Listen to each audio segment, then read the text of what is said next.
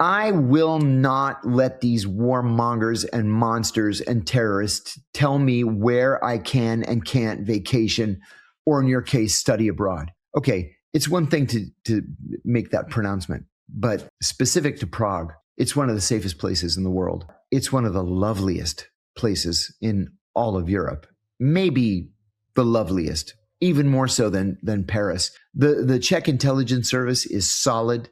They've got no terrorism problem. They have a very small crime problem.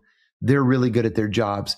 If you're going to go anywhere to study abroad this summer, Prague is a really good choice. I would go for it. Take a backpack.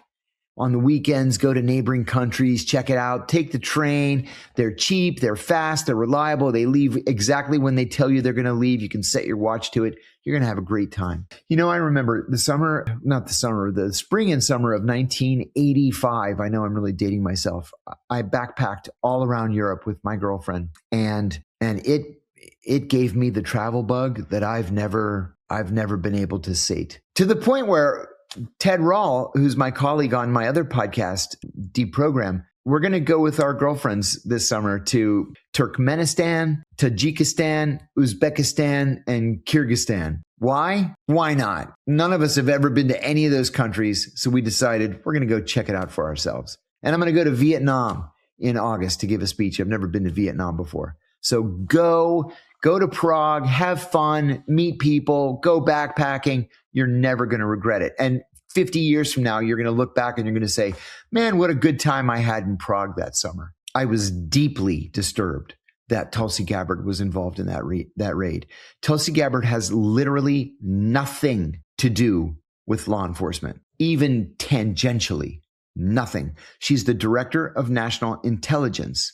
What that really means, she's the director of the budgets of the 18 intelligence services, but not really.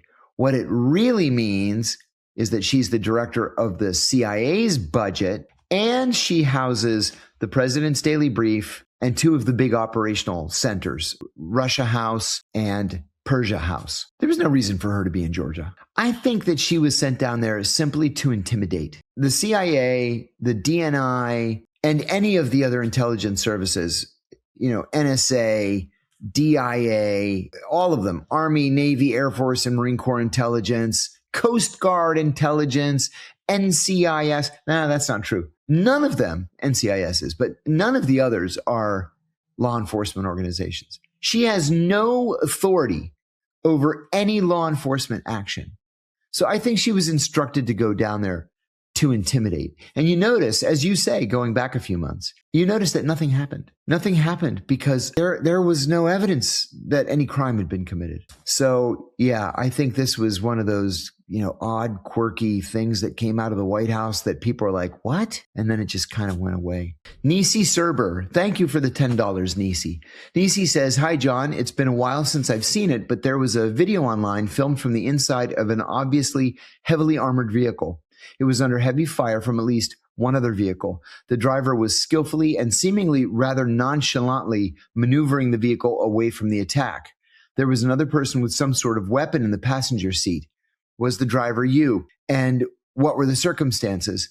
The first time I heard you speak of your adventures, I thought of that video and I wondered if it was you. I enjoy all your interviews and your podcast very much. Thank you for sharing. Thank you for that. I don't think it was me. I've been in that same situation a couple of times, but I don't remember there being a camera.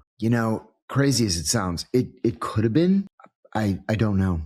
I hope it wasn't me. But I've been in that situation, a couple of times in Kuwait, in Iraq, in Afghanistan. Yeah, it's kind of like the mafia says, this is the life we've chosen. And there it is. I used to scare the hell out of my parents when I would let something slip when I came home from a trip. Adventure Racer, thanks for the $10. John, you've been on record for quite some time that Epstein was at least an access agent for Mossad, with the evidence that Epstein Island and other Epstein properties were rife with video and audio bugs throughout, the endless references to Trump in the Epstein files that have so far been released, and Netanyahu's multiple visits to the White House leading up to this most recent Iran action. and I believe before last year's 12-day war.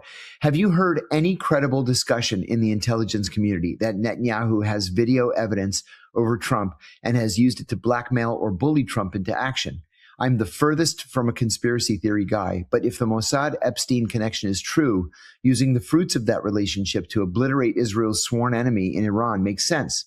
If Israel isn't using the info from Epstein now, and for this purpose, then what else would they ever save it for? That's a terrific question. I actually asked this of David Boyce, the famous defense attorney, Hillary Clinton's defense attorney, and one of the most famous defense attorneys that America has ever produced. And he said that he and his staff went through every one of the 3 million Epstein documents in the latest tranche. And he said that they found literally nothing to indicate that Trump was liable to pressure from the Israelis on this issue, that Trump ended his relationship with Epstein before things really got out of hand. And he said the exact same thing about Bill Clinton. He said, you don't have to like Clinton, you don't have to like Trump, but there was no evidence in the files that either one of them had committed a crime.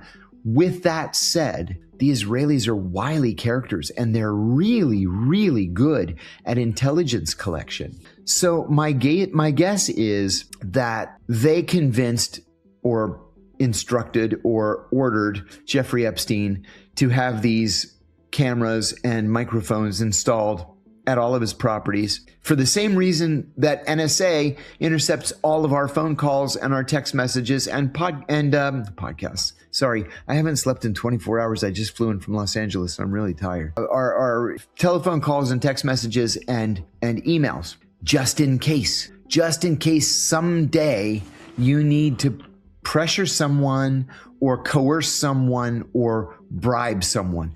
I think that the reason why Trump does what he does for Israel's benefit is because of the money. You know, there are Jewish American donors to the Republican Party and specifically to Donald Trump and the Trump campaign that don't bat an eye by writing a check for $100 million, right? I mean, we see it. There are at least half a dozen of them. We see it every couple of years. And I think that their one ask is to just do whatever AIPAC tells him to do. And so he does.